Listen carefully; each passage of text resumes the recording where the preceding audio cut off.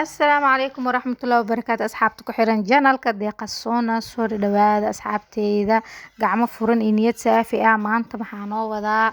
walaashiina maanta waxaan nii wadaa basbaas qumbe shidni ama saa u taqaanin basbaaska maasha Allah inaba caadi maaha aad u fudud yahay simple 5 daqiiqo ku sameysan kartid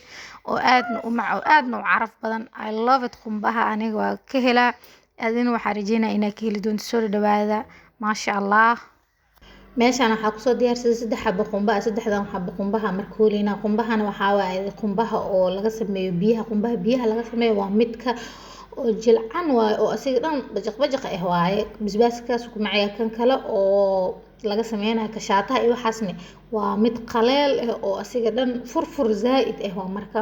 markaas aniga ma ka heli kan wuxuu ku fiicaya markay dhacaan badan u yeelna caano ah maasha Allah marka waxa sameeyay qumbahan diyaar noo ahaa waxa ku soo darsanay basbaas iyo cusbo iyo tuun aniga halaas ay u filan waa kana qaladada keen wax yar biyo iskaaga dar ee shiid biyo ku darna shiidin waa kana waa soo gidisanay 6 xabo liin dhanaan soo miiri maasha Allah ha ku soo darsaday liin dhanaanta maniito sinin afan marka waa basbaaskiina sidaan quruxda badan oo noogu soo baxay kaal iska ragina bacaad macaan caraf waxa waaye malka sheekay karo yaa soo dhawaada asxaabteyda waxa sameeynaa marka caagadana ku shubanayna marka aad u badan yahay qumba caaga marka kaamirada arkis inuu yar yahay umaleesa laakiin ma yar baaquli aad u weyn camal waaye filinjeerka la gelina maalmo waxa waa inta u baahan tahay ka soo baxsanaysa ma halaabayo